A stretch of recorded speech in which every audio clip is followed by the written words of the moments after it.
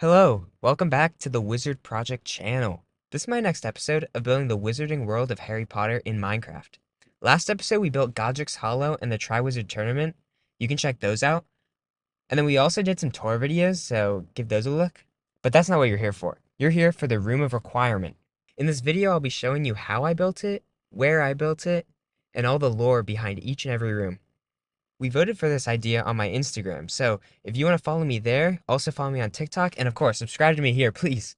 And if you enjoyed the video, leave a like and a comment. Now let's get into it. To start off, the Room of Requirement, also known as the Come and Go Room, is a magical hidden chamber in Hogwarts Castle that only appears when a person is in desperate need of it. It is located on the 7th floor according to the books. The room changes its appearance and the contents inside the room depending on what the seeker requires at the time. To make the room appear, you must walk past a stretch of wall 3 times while focusing on what you desire. So in starting this project, we first had to build the hallway outside of the Room of Requirement. It's as simple as watching the clip of when Neville finds the room and copying the hallway surrounding him. So in watching the clip, we see him walk down a hallway that we'll come back to later, and at the end of it, he turns to his right, goes down the next hallway, again looking at all the area around him, and he comes across the Room of Requirement.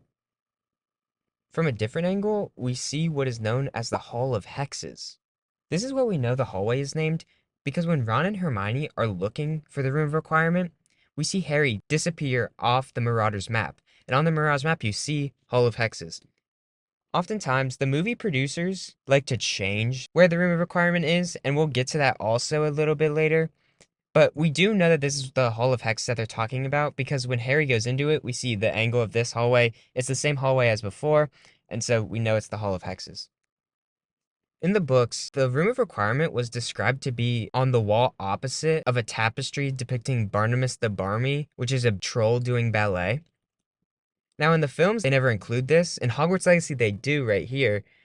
But for me, I just threw it on this side of the Hall of Hexes just so I could include it and it still be faithful to the films. The film differs from the books for who finds it. In the films, as we saw earlier, Neville Longbottom is the one who stumbles across the room when looking for a place for Dumbledore's army to meet. But in the books, Dobby is actually the one who finds the room, and it's said that the House Elves know about it, and it's also where he and Winky stay for a while. So now that we know all of that, I'll tell you some more about the hallway outside of the Room of Requirement. Now, this hallway is shown quite a lot once the set designers build the corridor. It's kind of funny because once you know what the Hall of Hexes is and how it looks, it's a pretty iconic looking corridor, and the filmmakers just love to use it after this. So obviously it's in Order of the Phoenix a lot for the Room of Requirement scenes, but it's also when Umbridge is walking through the corridor and stops the students from kissing and then pushes the kid's t-shirt in. In the next movie, Half-Blood Prince, we see it after Christmas with its Christmas decorations and Ron and Harry walking through it. There's also a scene later in the same film with Harry and Hermione. It's also the hallway that's outside of Slughorn's office. We see it right before they go to the Slug Club party, but then we also see it when Ron eats the love potion and they have to go to his office. The final bits are in Deathly Hallows when Ron and Hermione are outside this hallway. It's actually in the other hallway, which I'll explain in a second.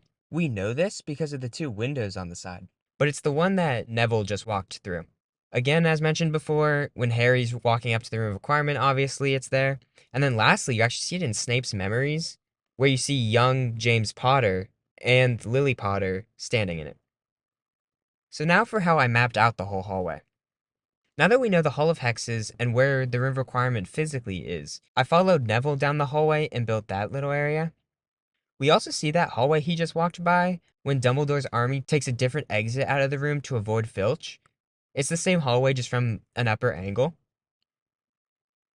And then as stated previously, I used Slughorn hallway point of view to fully finish out this hallway. So here's a little quick breakdown of everything I was just trying to say. As we see, Neville slowly walks down this hallway and turns right and then later comes across the Room of Requirement across from the Hall of Hexes over here. Earlier we saw Slughorn's office, which would be somewhere over here. Here are the 2 windows. Here is the door that the DA will come out of at one point.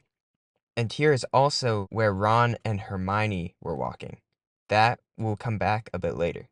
And then I added some little other bits, like making it similar on the other side, adding in a different corridor just to link it to other parts of the castle.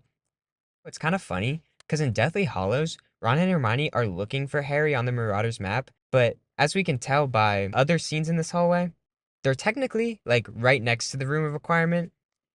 Now, the films try to make this hallway seem like it's a lot of different hallways, and it's not all the same, so I bet that's what they're going for. They're saying it's a different floor or it's a different hallway. Again, we know they do this because of the birdcage in Draco, where technically the birdcage is on the 6th floor, but they use the same Hall of Hex's design from earlier. Just a little more funny things you notice when you're examining the films. But yeah, they're right next to Harry, and they also go the wrong way when they're looking for him, but that's a different story. Brilliant. So now we're finally to the Room of Requirement. I first want to show you my old door I made for the Room of Requirement back 3 or 4 years ago when it really wasn't too good. As you can see here, just normal blocks. But now for the true Room of Requirement, and I'll let you watch uninterrupted.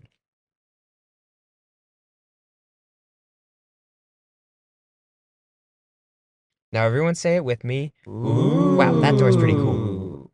So I used blocks from a resource pack I have to make the door look a little bit better. And you might be wondering how the door opens like that. And so I'll show you the commands. So as you can see, there's a lot going on right here. I have it so when you stand close to the door, it sets off this command that runs through a ton of command blocks that clone different sections of the door to make it slowly open. So here are the different sections of the door. And so with each command block, it's cloning each section, which then makes it look like it's smoother when it's running through all the command blocks. There is a little bit more going on here, but that is the main idea of it all. And so now that we've gone through the hallway and we've shown how the door works, we're moving on to the rooms. So I've got many different rooms here, still sometimes adding new ones to this day.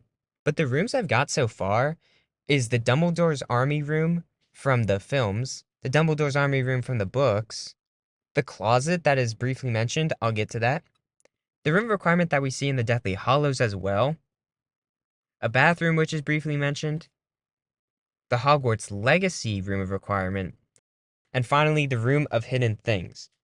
We'll get to all of these briefly, but now let's go back and let's do it in order. So the first room of requirement I built was just the plain and empty one that we see in the films. Now, it looks really great, I can't lie, but it is empty, which makes it very easy for me. So I started by building the wide area of the room. So we see these pillars hanging from the ceiling, and I just counted them and added them in. There's a fireplace also at the end of the room that we see multiple times, so that was another easy one you can just see and throw in there.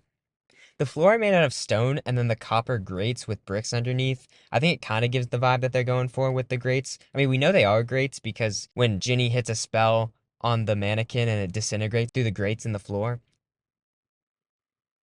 And then with all the windows on the sides, they also got that little indent on the bottom of it with the sandstone. So it's like a little seating area, I guess. And then in between all of the windows and I guess just the wall space is kind of like mirrored walls, you could say. And Minecraft doesn't really have any mirrors, so I just kept it sandstone and it still looks pretty good. In between the pillars on the ceiling, they have a few chandeliers. You see them shake a little bit in the films too. So I just threw those in there, doing my best to make it kind of look like what they had in the film. And then the most recent thing I added was this little like upper platform where they first walk in and Hermione's like, "Neville, you found the room of requirement." Nailed that. And that's most of this room from the film. There's like a little chalkboard or notice board on the corner. So that's the only thing that's really in this room, which leaves it kind of empty. But that's why we have the book, Dumbledore's Army Room of Requirement. So this one's a bit more descriptive than the film show. They say it's a large, beautifully lit room, appeared with a high ceiling and walls lined with shelves upon shelves of dusty old spellbooks, and a number of cushions stacked against one wall. We also know that there's dark detectors, as mentioned cushions, there's practice dummies, and candles and lamps.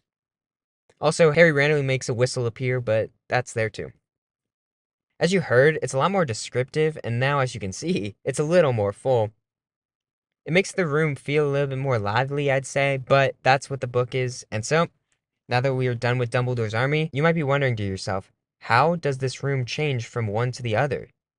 I do this by every time you leave the room, it sends a redstone signal, sends it to a sequence that's a randomizer.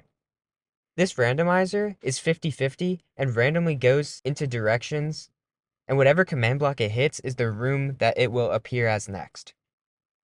I have it more likely to hit the film room of requirement and the film room of hidden things because those are the two main rooms it is, but it still has a chance of hitting all the other ones. It keeps the excitement of which room it's going to be next going. So now we're onto the closet. This closet is seen when Filch is running at the door and they fall into the room of requirement, but now it's a little broom cupboard. It's also mentioned by Fred and George in the books. So I built that right here. And for the next room, it's the room of requirement that you see in the Deathly Hallows.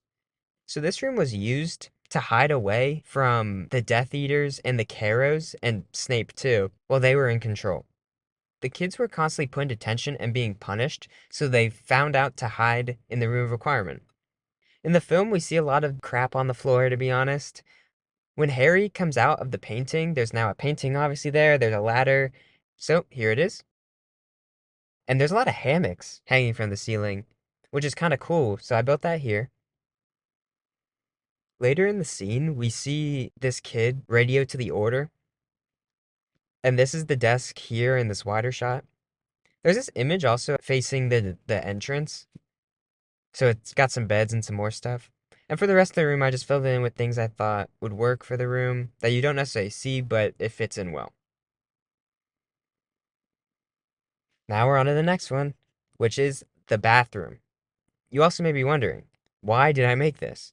And that is because Dumbledore mentions this room in Goblet of Fire, a year before we actually find out what the room of requirement is. When at the Yule Ball, he says, and I quote, "I discovered it purely by accident last year.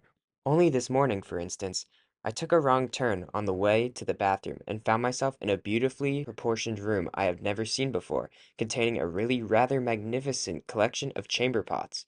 When I went back to investigate more closely, I discovered that the room had vanished." He later goes on to mention that even he doesn't know all of Hogwarts' secrets, and that is evident by the room of requirement. So this was J.K. Rowling just trying to throw in a little room of requirement reference, which then in the books, a character brings up again, which kind of I think ruins the whole point of it being a little detail because then she kind of like needs to toot her own horn and prove that she's a good writer. And it's like, look, I threw this in last book. And I feel like it takes away from the hidden detail because now she just flat out told you that she said it last book, but it's still an interesting detail. This room was pretty simple. Just put a chamber pot in there, change the floor. For the second to last room, we've got the Hogwarts Legacy room of requirement. So in the video game, they actually kind of change how the room of requirement looks oddly, but it does look really beautiful. So I based this one off of my own Hogwarts Legacy room of requirement, which doesn't look amazing, but then also this video I found on YouTube, which looks a lot better. So I meticulously mapped out the room, filled in the interior a little bit. The ceiling I really like with the dome. So here's a little bit more of the room. Not a lot to say, but you can just enjoy it. And now for the last and potentially most complicated room, we've got the Room of Hidden Things, one of the more iconic looking room of requirements that there is. So this room is filled with a ton of hidden objects. It is known that vanished objects go here, so if you vanish an object in Hogwarts, it just ends up here, and it's stacked, and it's messy, and there's carpets, and there's chairs, and there's everything.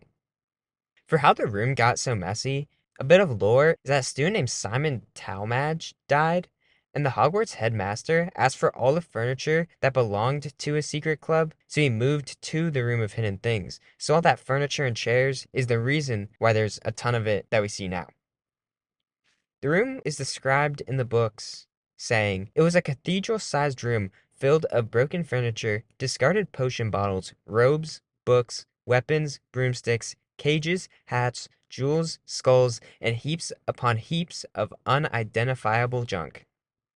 So before we get to the more cool stuff in this room, I have a lot of chairs and couches and sofas stacked on top of each other. Ooh, and tables. There's some sherry bottles that were mentioned at one point for Professor Trelawney. I have some carpets.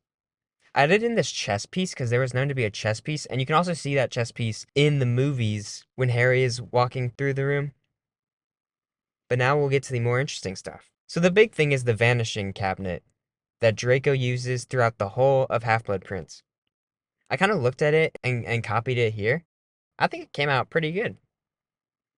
I also tried copying a little bit of the area around it, but it ends up just being a lot of stacked furniture again. Next is the Half-Blood Prince book. Now I know you see another massive paragraph, but give me 1 second and I'll highlight some things. I'll first start out with where it's hidden. It says he took a left at the broken vanishing cabinet in which Montague had got lost in the previous year. Little does he know that that's what Draco's been using all of Half-Blood Prince. And then beside it is a large cupboard, which he then opens and sees a cage with a broken animal. He stuffs the Half-Blood Prince book behind the cage and closes the door.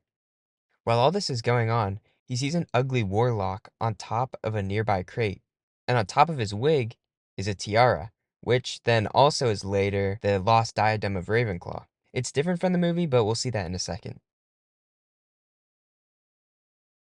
And then the last thing that I added in the Room of Hidden Things is the lost diadem of Ravenclaw. Voldemort actually is the one who hid it here when he was at the school. He thought with all of his knowledge of Hogwarts that no one knew of the Room of Requirement, so he had no problem hiding it here. But as he later finds out, by the end, like, everyone knows about it, so it makes it not the best hiding spot for one of your precious objects that you cling to life to. But I try my best to copy how this scene worked out with this like little alleyway Harry kind of walks through, and there's like a boar on the left, and some picture frames, and a lot of chairs, and some carpets, and I try to mimic how it looked in the film. So sadly, that gets us to the end of this Room of Requirement video. But don't click off. Next video, I'm planning to be how I built the Ministry of Magic in Minecraft. That place is cool. I've already got a lot of it done, so be excited for that. As I mentioned earlier, I would love for you guys to check out some of my other videos I've posted on this channel. There's a lot of great stuff here. Follow my Instagram and answer the trivia question every day. We've got about 70 to 80 people answering each question every day, which is great. And then I post edits on TikTok, Instagram, and here on YouTube. And I'm really proud of those. You can check them out. Please check them out. Leave some comments on this video and on those edits. Of course, subscribe to the channel here so you can keep getting more of this content and you can be a part of this community we're building. And I think that's where I'll leave you. I hope you enjoyed the process of this video. I hope to see you in the next video. Thank you for sticking around.